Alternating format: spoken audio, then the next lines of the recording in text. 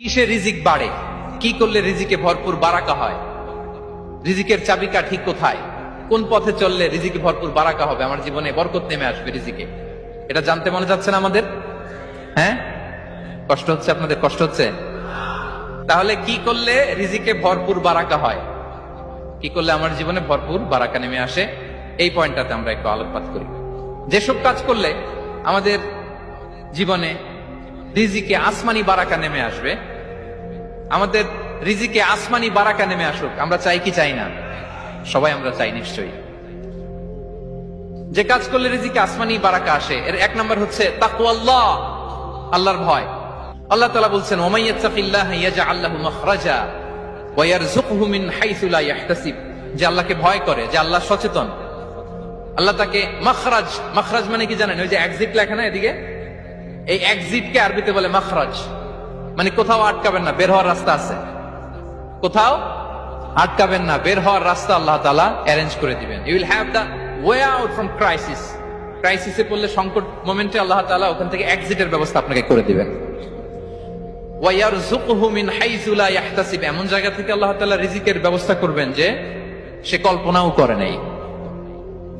এরকম অনেক সময় হয় না যে আমি ভাবিও নাই যে এখান থেকে আমার রিজিকের বন্দোবস্ত হতে পারে, কোত্থেকে যে রিজিক চলে আসলো, এরকম জীবনে মাঝে মাঝে হয় কি হয় না?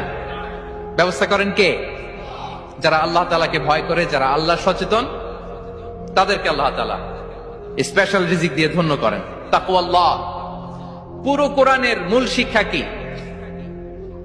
পুরো ইসলামের এসেন্স কি, জিস্ট কি, সারাংশ কি, যদি আমাকে জিজ্ঞেস করা হয় আমি বলবো তাকওয়াল্লাহ, আল্লাহর ভয়, আল্লাহর সচেতনতা। Allah is watching me, Allah is observing me. Allah তাআলা আমায় দেখছেন, আমি যাই করি না কেন, দরজা বন্ধ করে, জানালা বন্ধ করে, সব বন্ধ করেও যদি করি, পৃথিবীর সবার চোখ ফাঁকি দেয়া গেল, আল্লাহর চোখ ফাঁকি দেয়া যায়? পুলিশের চোখ ফাঁকি দেয়া যায়, সিকিউরিটির চোখ ফাঁকি দেওয়া যায়, আমার সাথে বন্ধুদের চোখ ফাঁকি দেওয়া যায়, ফাঁকি দেওয়া যায় না একটা মহান সত্তার চোখ। তিনি কে? এই যে সেন্সেশন, অনুভূতি, দিস ইজ তাকওয়া। এই অনুভূতিটার নামই হচ্ছে তাকওয়া, যে আমি যাই করি, যেভাবে করি, যখন করি, কেউ দেখে না, কিন্তু দেখে কে? কেউ যেটা দেখে না সেটা দেখে কে? দিস ইজ তাকওয়া। এই তাকওয়ার চর্চা যার মধ্যে আছে, তার রিজিকে বারাকা নেমে আসবে। আমরা যেন তাকওয়ার চর্চা করি, আমাদের ছেলে মেয়েদের জন্য এটা শেখাই যে কেউ দেখে না বাবা, কিন্তু আল্লাহ দেখে।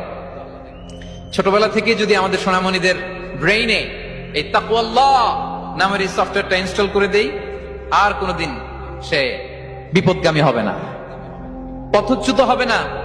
ওই ছেলেকে দিয়ে আর পৃথিবীতে অন্যায় করানো যাবে না, সে পাপ কাজ করবে না, সে অন্যায় কাজ করবে না, সে অন্যের রাইটস নষ্ট করবে না, সে দুর্নীতি করবে না, সে ঘুষ খাবে না, সে সুদ খাবে না। শুধু দুর্নীতি দমন কমিশন দিয়ে দুর্নীতি বন্ধ করা যায় না, এই তাকওয়া আল্লাহর সফটওয়্যার ইনস্টল করে দিতে হবে। তাহলে এক নাম্বার হচ্ছে তাকওয়া। আল্লাহর ভয় যেন আমরা আমাদের হৃদয়ে রাখি। যাদের হৃদয়ে আছে আল্লাহর ভয়, তারা কভু পথ ভুলে যায় না। কি অসাধারণ কথা!